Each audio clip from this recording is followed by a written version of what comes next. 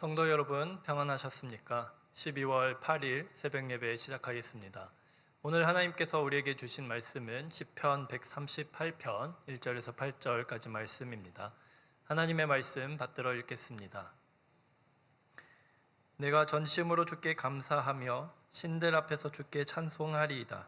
내가 주의 성전을 향하여 예배하며 주의 인자하심과 성실하심으로 말미암아 주의 이름에 감사하오리니 이는 주께서 주의 말씀을 주의 모든 이름보다 높게 하셨습니다.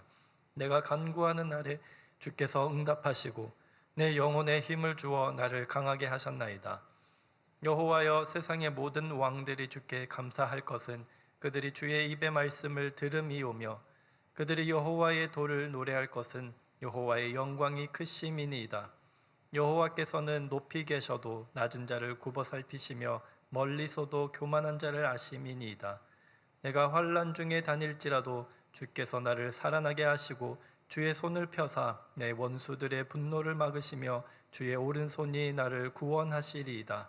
여호와께서 나를 위하여 보상해 주시리이다. 여호와여, 주의 인자하심이 영원하오니 주의 손으로 지으신 것을 버리지 마옵소서. 아멘. 오늘 말씀의 매일 성경 전체의 제목은 환난 중의 감사입니다. 소제목은 1절에서 3절이 감사와 찬양, 4절에서 6절이 주님의 도를 노래할 세상의 왕들, 7절, 8절이 고난 속에서 확신하는 구원입니다. 시편 138편은 표제어에서 보면 알 수 있듯이 다윗의 시입니다. 이 138편이 지어진 시기에 대하여서는 본문 말씀을 통하여서 우리가 직접적인 그 근거를 찾을 수는 없지만 그 내용의 흐름상 다윗이 나라를 안정되게 다스리는 때 하나님께서 그 은혜 주시고 지켜주심에 감사하며 지은 시로 추정하고 있습니다. 시편의 말씀들은 세 번역 성경으로도 함께 읽으시는 것을 권면해 드립니다. 이 세 번역 성경으로 볼 때에 훨씬 더 그 의미와 또 문학적인 표현이 더 쉽기 때문에 함께 병행해서 보게 된다면 훨씬 더 이해하고 그 묵상하는 것이 훨씬 더 도움이 큽니다. 그래서 중간중간에 말씀을 읽을 때에는 세 번역으로 읽어드리겠습니다. 1절 말씀입니다. 주님, 온 마음을 기울여서 주님께 감사를 드립니다. 신들 앞에서 내가 주님께 찬양을 드리렵니다. 시편 138편은 다윗이 하나님께서 베푸신 은혜가 너무 크기에 마음을 다해 부르는 감사의 노래입니다. 1절 상반절에 그는 온 마음을 기울여서 주님께 감사를 드린다고 고백을 합니다. 다윗은 그의 인생을 돌아볼 때에 하나님께 감사로 노래할 고백들이 너무나도 많았습니다. 그는 오랜 세월 동안 너무도 많은 전쟁을 치렀고 위험천만한 생사의 갈림길에 서 있었던 적도 참 많았습니다. 하나님의 은혜가 있었기에 다윗은 살아남았고 또 승리할 수 있었습니다. 다윗은 하나님의 신실하신 그 보호하심 속에서 나라를 굳건하게 세워갈 수 있었습니다. 그래서 그는 전심으로 찬양을 드리는 것입니다. 세 번역에서 온 마음을 기울여서 라고 번역을 하는데 마음을 어디로 기우는 것입니까? 당연히 우리 주님께로 기우는 것이겠죠. 여러분의 마음은 어디로 기울어져 있습니까? 우리에게 날마다 은혜 주시기를 기뻐하시는 우리 하나님께 그 마음을 기울이시고 다윗처럼 감사로 찬양 올려드리는 여러분이 되시길 우리 주님의 이름으로 축원합니다. 2절입니다. 내가 주님의 성전을 바라보면서 경배하고 주님의 인자하심과 주님의 진실하심을 생각하면서 주님의 이름에 감사를 드립니다. 주님은 주님의 이름과 말씀을 온갖 것보다 더 높이셨습니다. 2절에서는 다윗이 주님께 찬양과 영광을 올려드리고 예배드리는 그 이유에 대하여서 말씀하고 있습니다. 주님의 인자심과 진실하심을 생각하면서 주님의 이름에 감사를 드린다고 고백을 합니다. 주님의 이름에 감사를 드린다는 것은 하나님의 다양한 이름들, 그 능력을 나타내는 이름들 있지요. 여호와 이레, 라파, 니시, 은혜와 자비의 하나님, 사랑의 하나님, 이렇게 하나님을 지칭하는 그 모든 이름 그 자체가 되시는 하나님께 감사를 드린다는 고백인 것입니다. 2절 하반절을 보시면 원문 자체가 해석이 조금은 어려워서 다양하게 해석되어지고 있습니다. 개역 개정으로 보시면 주의 말씀을 주의 모든 이름보다 높게 하셨다고, 주의 말씀과 그의 이름을 비교하면서 말씀을 더 높다고 그렇게 이야기하고 있습니다. 그런데 사실 하나님께서는 말씀 그 자체이시기 때문에 이 부분이 쉽게 이해가 되지는 않습니다. 그런데 새 번역에서는 이렇게 번역합니다. 주님의 이름과 말씀을 온갖 것보다 더 높이셨습니다. 주의 이름 그리고 말씀을 비교하는 것이 아니라 동등한 위치로 놓고 해석을 했습니다. 어떤 번역이 옳다거나 맞다고 단정 지을 수는 없습니다. 어려운 문제입니다. 그러나 우리에게 새 번역 성경의 그 해석이 조금은 더 이해하기 쉽게 들려옵니다. 지금 여러분의 하나님은 어떤 하나님이십니까? 치료의 하나님, 은혜와 자비의 하나님, 우리의 친구가 되시는 하나님, 사랑의 하나님, 그 모든 하나님의 속성과 우리 주님의 이름은 이 세상 모든 이름 위에 가장 뛰어나신 이름인 줄로 믿습니다. 이어서 3절 보겠습니다. 내가 부르짖을 때에 주님께서는 나에게 응답해 주셨고 나에게 힘을 한껏 북돋우어 주셨습니다. 개역 개정에서는 간구하는 날에라고 했는데 새 번역에서는 부르짖었을 때에라고 합니다. 여러분, 사람이 어떠한 상황에서 부르짖게 되나요? 평안한 일상생활이나 조금 더 고민거리가 없을 때, 약간의 걱정거리가 있을 때보다는 아무래도 큰 환난과 위험, 또 임박한 위기의 상황, 피할 수 없을 것 같은 큰 시험이 다가왔을 때에 사람은 부르짖게 되겠죠. 다윗의 삶이 그러했습니다. 큰 환난과 핍박, 쫓겨다니고 목숨의 위협을 받는 상황이 참 많았습니다. 그럴 때마다 다윗은 위급한 상황에서 구원을 간청하며 부르짖었습니다. 그렇게 부르짖었을 때에 주님께서 응답해 주셨다고 다윗은 고백하고 있습니다. 여기서 그때는 어떤 날이라도 라는 의미를 내포하고 있습니다. 다윗이 부르짖을 때마다 주님께서는 응답해 주셨다는 것입니다. 그 응답이 3절 하반절에 영혼의 힘을 주어 나를 강하게 하셨다 하는 고백입니다. 새 번역에서는 힘을 한껏 북돋우어 주셨다라고 표현하고 있습니다. 그렇습니다. 하나님께서는 언제나 우리의 기도를 들어주시는 분이신 줄로 믿습니다. 그리고 우리에게 힘을 한껏 북돋우어 주시는 분이십니다. 그 힘이 당장의 상황을 타개할 만한 힘만을 말하는 것은 아닙니다. 다윗이 하나님께서 힘을 주셨다고 하는데 그 대적들을 당장에 물리칠 만한 초인적인 힘을 가지거나 엄청난 능력을 가졌던 것은 아닙니다.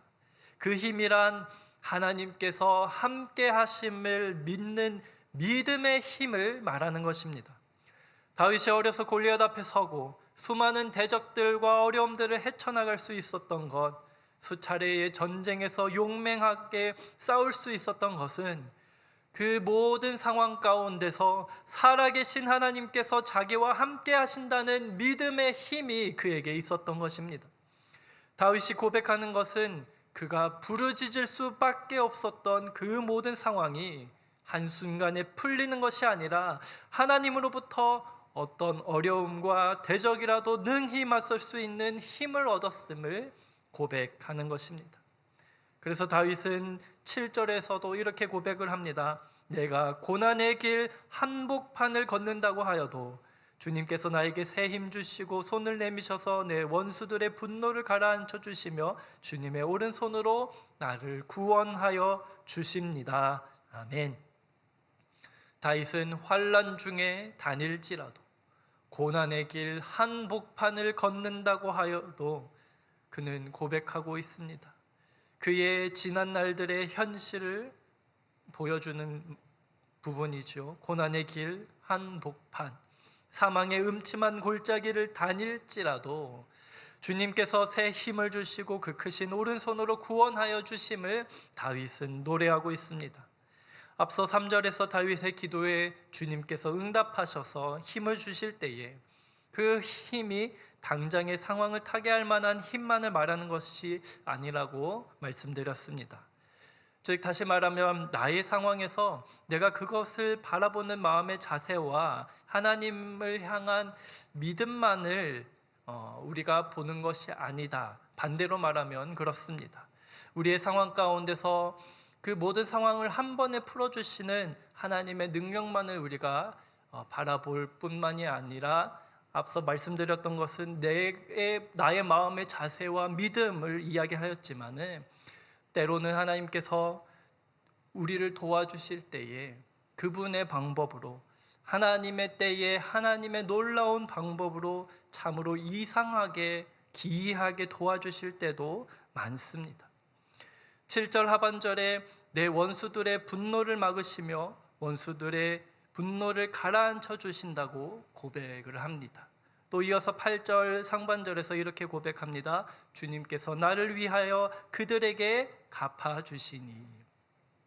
이렇듯 하나님께서는 친히 그 손으로 그 강하신 오른팔로 그 대적들의 분노를 막으시고 가라앉히시며 그들에게 갚아주십니다. 새 번역에서 그들에게 갚아주신다 하고 이렇게 해석을 하고 있습니다. 그런데 이 해석은 사실 그 문맥상 이 새 번역에서 조금 의역을 하여서 해석을 한 것이고, 이 8절만큼은 새 번역보다 개역개정이 원문의 의미에 조금 더 가깝습니다. 왜냐하면 이 원문에는 그들에게 갚는다 하는 부분이 없기 때문입니다. 나를 위하여 보상해 주신다 하는 것이 이 원문의 느낌이 더 가깝습니다. 원문을 직역해서 보면은 나를 위해 완전하게 이루신다 라고 해석할 수 있습니다. 다윗은 주의 오른손으로 나를 구원하여 주신다고 고백한 것이 완전하게 이루어질 것이라고 노래하는 것입니다. 이 고백을 다윗의 전 생애를 놓고 넓게 보고 해석을 한다면은 하나님께서 다윗에게 약속하신 것, 다윗 언약이 완전하게 이루어질 것이라는 그 믿음의 고백을 다윗은 하는 것입니다. 다윗은 지금까지 자신을 그 모든 환난 가운데서 지켜주신 하나님의 은혜에 감사하며 마음과 뜻과 정성을 다하여 이 노래를 고백한 것입니다. 말씀을 맺겠습니다. 제가 자주 듣는 또 자주 듣고 묵상하는 찬양 중에 주의 자녀로 산다는 것은 1년 전에 나온 곡이 있습니다. 그 시작 가사가 이렇습니다. 주의 자녀로 산다는 것은 불 가운데로 걸어가는 것, 그 속에서 신실하게 날 지키시는 그 손길을 경험하는 것. 여러분, 우리는 어쩌면 너무도 자주 또 때로는 정말 매일같이 고난의 길 한복판을 걸어가고 있다고 느낄지도 모르겠습니다.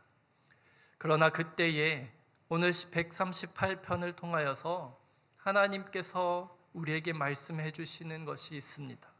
그것은 바로 하나님께 부르짖으라는 것입니다. 기도하라는 것입니다. 그러면 하나님께서 응답하실 것입니다. 예레미야 33장 3절에서 이렇게 말씀합니다. 너는 내게 부르짖으라. 내가 내게 응답하겠고 내가 알지 못하는 크고 은밀한 일을 내게 보이리라. 아멘. 그렇습니다. 우리가 하나님께 부르짖을 때에 하나님께서는 응답하시고 우리에게 힘을 주십니다. 하나님의 놀라우신 방법으로 크고 은밀한 일을 우리에게 보여주실 줄로 믿습니다. 사랑하는 성도 여러분, 우리 기도합시다. 어렵고 힘들 때에, 고통 가운데 있을 때에, 고난의 길 한복판을 걸어가고 있을 때에 부모에게 도움을 구하는 어린아이처럼 목 놓아 부르짖으며 우리 기도합시다. 하나님께서 그때에 우리의 기도에 응답해 주실 것입니다. 기도하시겠습니다. 사랑과 은혜의 아버지 하나님, 오늘도 우리가 주님 앞에 나와 하나님의 말씀을 듣고 또 오늘 하루를 맡겨드리며 주님 앞에 나아갑니다. 주님, 우리의 삶의 길이 고난의 길 한복판을 걷는 것처럼 힘겹고 어렵고 낙심되고 절망 가운데 그렇게 우리가 살아가고 있음을 느낄 때가 참 많습니다. 주님, 그러나 그때마다 다윗이 경험하였던 것처럼 또 감사로 고백하고 있는 것처럼 우리가 부르짖을 때에, 우리가 하나님께 간구할 때에 응답하여 주시고 그 크신 팔로 우리를 붙들어 주시며 우리에게 힘을 주시는 우리 하나님을 우리 모두가 경험할 수 있게 하여 주시옵소서.